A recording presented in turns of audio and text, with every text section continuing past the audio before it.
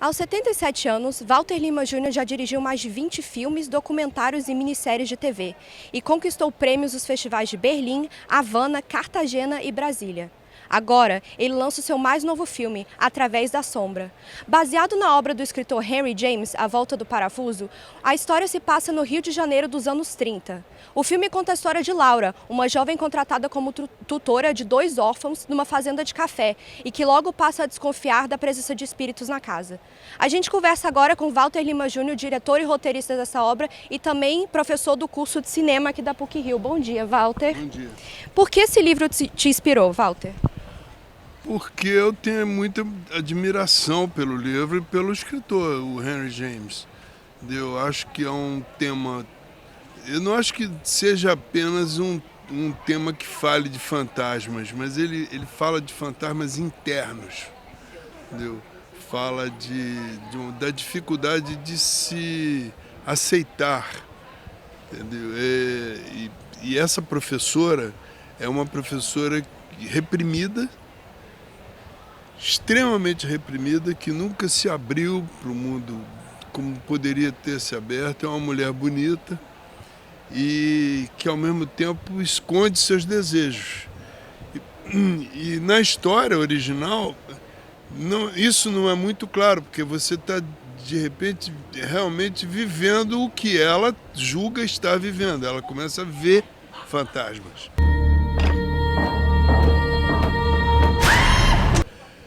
Mas são ou não fantasmas reais, ou aqueles imaginados por ela, entendeu? Os fantasmas que estão dentro dela. A história gira em torno disso, dessa coisa, desse ambiente ambíguo que está dentro dela, que se projeta para fora dela. E qual foi o maior desafio nessa adaptação do Henry James? O Henry James fez uma narrativa que se passa na Inglaterra. Ele é um escritor americano que se deslocou para a Inglaterra e viveu na Inglaterra vitoriana nos últimos anos, né, do século XVIII, e um período assim de muita repressão de comportamento da Rainha Vitória, a época vitoriana. Então é um ambiente que se passa numa casa, num palacete gótico, entendeu? Do interior da Inglaterra, uma coisa meio misteriosa, que eu queria trazer para nós, à luz dos trópicos, entendeu? Abaixo da linha do Equador, onde as repressões não são assim tão evidentes, mas existem. E eu queria trazer isso para um cenário que também fosse ao mesmo tempo envolvente, que tivesse não aquelas características góticas, que é uma coisa muito inglesa, mas as nossas próprias características. Então, uma fazenda de café, ainda com lembranças daquele passado de escravidão. Eu preciso de uma professora para os meus sobrinhos. Você vai ser a chefe da casa, vai ter toda a autonomia. Um momento de crise em que o preço do café está sendo colocado como um empecilho de venda, então o café está sendo queimado para poder valorizar o preço. Há uma temperatura, então, de queima do café aí na casa, fumaça. Todo esse ambiente, entendeu? Vai criando um clima, uma atmosfera. É um filme de atmosfera. Ansiosa demais para conhecer tudo.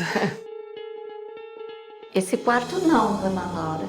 E eu me servi disso, de uma locação, que é uma casa que na verdade é um verdadeiro personagem essa casa.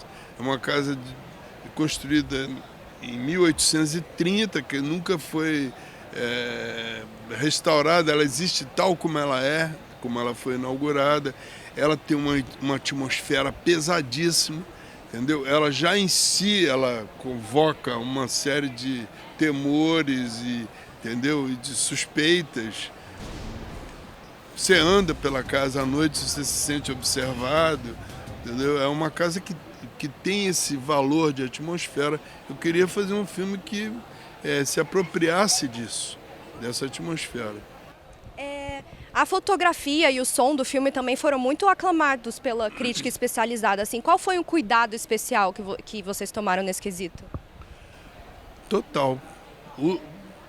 provocar no espectador a ideia de que aquela realidade ela é plausível, que ela é possível, entendeu? Era um desafio para mim. Então a trilha sonora, se eu sobrecarregasse aquela trilha de sons atmosféricos vindos da música, eu na verdade estaria tutelando a emoção do espectador, né? Cantando a pedra, né, para o espectador. Agora é temor, agora é isso, agora não. Eu queria que isso viesse dos ruídos naturais da casa, dos passos, de coisas à distância, da natureza que está em volta daquilo, entendeu? E nos momentos precisos em que o valor da música pesasse para compor junto com a imagem a surpresa, o temor, o som de uma cena mais impactante, aí a música entraria. Quem está aí? Júlia. A fotografia, de alguma forma, também se apropria da sombra e da luz, entendeu? A casa é uma casa, não é gótica, como a casa que o Henry James se refere no conto original. Ela não é gótica, ela é uma casa de fazenda construída por um arquiteto italiano, entendeu? No Vale do Paraíba, farta de luz, com muitas janelas, entendeu? Querendo tirar partido do ar que entra ali, do vento que corre pelos corredores, entendeu?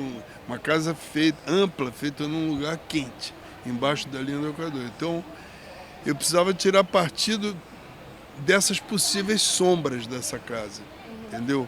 Com a luz, com as cores das paredes que nunca foram repintadas ou retocadas. Então, os papéis de paredes que foram inaugurar a casa em 1830 ainda são os mesmos, entendeu? Só que o tempo veio ali e deu aquela pátina, né? As coisas ficaram mais sombrias. Eu queria tirar partido disso, para criar uma atmosfera em que a casa fosse um dos personagens.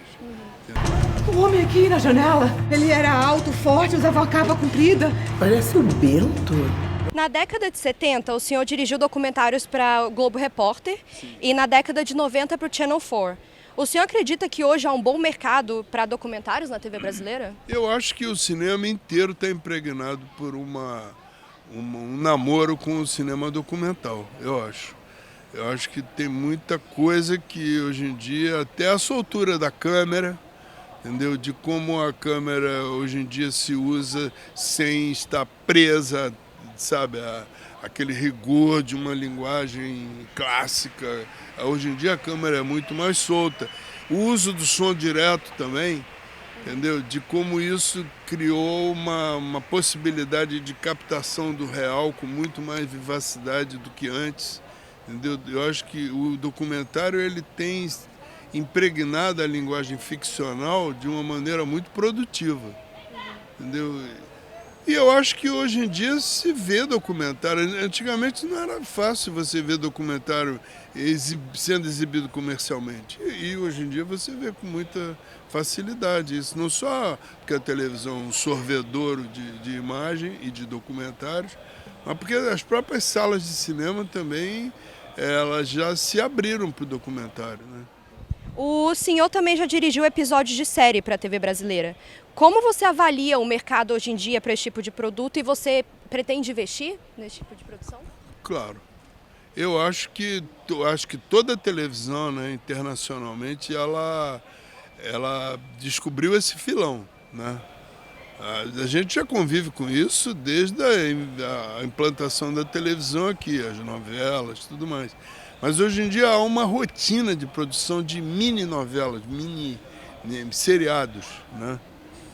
E que às vezes se fecham em capítulos e você vai acompanhando os personagens, né? Mas cada capítulo tem o seu próprio peso, o seu próprio valor. Não é encaminhado como um folhetim, né? que se completa de capítulo a capítulo, não, mas os capítulos se organizam, tem começo, meio e fim. Eu acho que essa é uma saída, entendeu, muito interessante da televisão, entendeu? E a gente vive hoje em dia uma idade de ouro do seriado para televisão, a partir do que fazem nos Estados Unidos e em outros lugares também, né? E aqui demorou até estar acontecendo isso, mas eu acho que já está acontecendo. Eu acho que o cinema vai se servir disso, né? Porque isso, de alguma forma, subverte a rotina industrial da novela, que tem que ser feita rapidamente e atender a um número de episódios que pague o custo imediato de uma novela. Uma novela que custa, sei lá, 2, 3, 4, 5 milhões de reais, ao longo de 100 capítulos, ela dilui esse custo, né? No caso de um seriado também isso pode acontecer, só que a câmera vai trazer isso para um campo mais da ação do próprio cinema sobre aquilo. A equipe vai diminuir, vai se concentrar muito mais em menos personagens, né? As ações vão ser mais desenhadas por uma mise-en-scène, por uma posta em cena mais cinematográfica, do que simplesmente aquela que é movimentada muito agilizada pelo diálogo, que se repete nas novelas, que você vê um capítulo hoje, mas daqui a 15 dias você ainda vai ver praticamente o mesmo capítulo. As coisas se aceleram nos seriados como se fossem filmes, pequenos filmes, fechados em si, né? Eu acho que isso vai favorecer muito a ação do cinema brasileiro, que nós vamos ser requisitados a fazer. Muito obrigada, professor. Paula Félix para o canal TV PUC Rio no YouTube.